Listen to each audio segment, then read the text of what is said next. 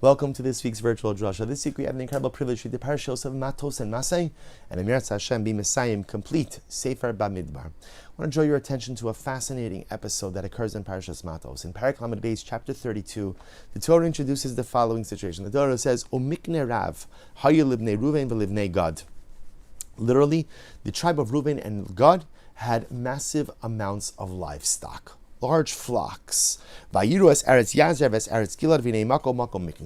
saw the Transjordanian lands, formerly the lands of Sichon and Og, and they saw that these were very lush pasture lands. So they come to Moshe Rabbeinu with a proposal. Let us stay here. We will go ahead and live in the Transjordanian lands. That way our flocks will have ample grazing and pasture land. Moshe Rabbeinu gets very nervous. He thinks that they're trying to pull like another Meraglim, that they don't want to go into Eretz Yisrael. But ultimately, again, they calm him by saying, no, of course, we love Eretz Yisrael. And in fact, we'll be happy to go ahead and go with our brothers to help in the conquering and the division of the land. And then and only then will we settle our lands on the other side of the Jordan. Incredible story. And the Kachava, that's exactly what happened, right? The tribes of Reuven and Gad and also half of Manasseh end up settling on the Transjordanian lands. But again, Reuven and Gad are the ones who lead the military effort going into conquering and dividing Eretz Canaan, Eretz Yisrael. The great tzaddik Reb Simcha ben Pshischa understands that there is another dynamic that's unfolding in this pasuk. He looks at the phrase and he says, "Umikne Rav, hayu libnei Gad v'libnei Reuven." Literally, again, a large flock, mikne rav, a large flock, or large amounts of livestock were possessed by Bnei Gad and Bnei Reuven. Look what the Rebbe says. He says mikne rav doesn't mean large amounts of livestock. He says mikne rav literally means kinyan udevekus rabba haisa libnei Gad libnei Reuven Moshe Rabbeinu. So this is incredible. Mikne is a lashon of kinyan, an acquisition. Bnei Gad and Bnei Reuven had a mikna, a kinyan, in Rav. Rav could mean great. Rav could also mean a Rebbe. Bnei Gad and Bnei Reuven had a kinyan, felt an attachment, a strong, unbreakable connection to their Rav, to Moshe Rabbeinu. To Moshe Rabbeinu. Lefichach, listen to this. Mianu la'avaras hayarden uli pard hemenu. They said, we're not crossing the Jordan. We're not crossing the Jordan. Why are we not crossing the Jordan? Because remember, again, they knew that Moshe Rabbeinu ultimately, again, was going to be buried outside of Eretz Yisrael. So they said like this, to go ahead and bring our Rebbe ultimately, again, into Eretz Yisrael, maybe we can't do. But at least we're not going to abandon our Rebbe. We're going to stay with him. And if he's going to be buried here, then ultimately, again, we're going to stay here as well. Says the Rebbe Simcha ben Pshischa, that's the pshat. Umikne Rav, they had such a great connection, such a great kinyan, such a great level of acquisition, such a great level of buy-in with their Rebbe, with Moshe Rabbeinu, that they were willing to give up their Eretz Yisrael just to remain close to him.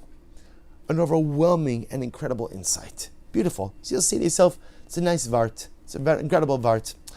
But I think that the Rebbe is teaching us an incredibly profound lesson, especially during these days of Bein HaMetzarim. During these 3 weeks, especially again in the coming week as we enter into Rosh Chodesh Av, the 9 days, and build up with mounting heartbreak and mounting pain towards Tisha B'Av. And it's important for us to recognize how we got here. Right? Why is it that we're 2,000 years without a Beis HaMikdash? So again, it's not a mystery. The Gemara Chazal tell us that ultimately the second Beis HaMikdash was destroyed because of sinas china, because of baseless hatred. Now, whatever baseless hatred actually means, one thing is clear, which means it's animosity, it's discord, it's a lack of cohesion within our people.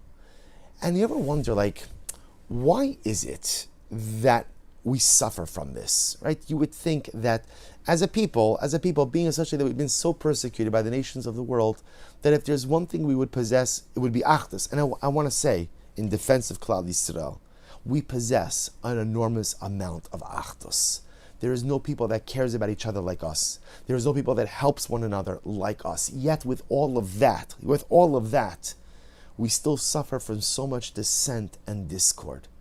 So how do we rectify it, right? We could talk about it. I don't think we need to talk about the problem. We're acutely aware of the problem. We've been dealing with it for thousands of years. But if we want to be solution-oriented, how do we rectify it? And I think that from the words of the Rebbe and from the behaviors of Bnei Gad, Bnei Ruvain, we can learn a lot. In life, there are things that you feel invested in and things that you don't feel invested in. What's the distinction? When you're invested in something, you're willing to sacrifice for it, right? For example, on the most basic level, right? If someone comes to you with an actual investment, a financial investment, this is, okay, you know what? This investment is going to cost you $50,000. But, oh my gosh, the dividends, the return on investment is going to be, the ROI, incredible. Now you have $50,000 in the bank. Now the truth is, you're going to go on vacation and redo the kitchen and do a couple, but then you realize like this, I'm willing to sacrifice the kitchen for now, right? I'm willing to sacrifice the vacation for now, because if I invest this money, the return on investment is going to be so much greater. The kitchen will be even bigger, right? The vacation is going to be even longer, right? So I'm willing to sacrifice because ultimately, again, there's a long-term gain. When you're invested in something, you're willing to sacrifice for it. Mashenking things that you're not really invested in. Okay, I'm happy to be a part of it. I'm happy to be involved, but I'm not really willing to sacrifice for it. And I think you see this a lot in relationships, right? So let's say in a marriage.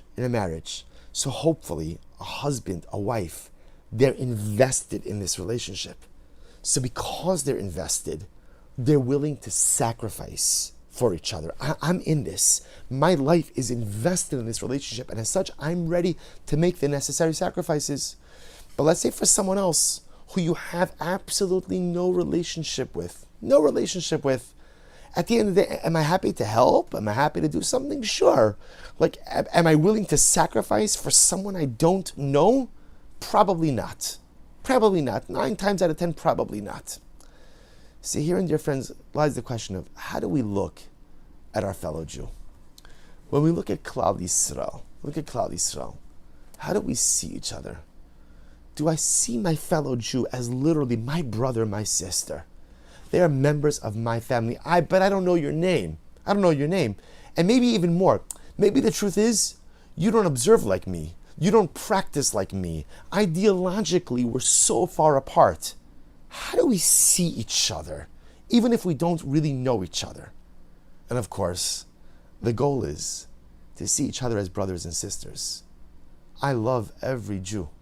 As the Arizal said before you start davening in the morning, Hareini mekabel al atzmi, mitzvahs aseh v'yehavta l're'acha kamocha. Even before you begin davening in the morning, before you serve HaKadosh Baruch Hu, the first thing you do is you accept upon yourself the positive commandment that I love every Jew like I love myself. That's how I have to look at Klal Yisrael. No, it doesn't just mean the people in your minyan, and it doesn't just mean the people who dress like you, look like you, practice like you. It means every single Jew. Even the difficult ones, even the unreasonable ones. You don't have to be friends with them. You don't have to spend time with them.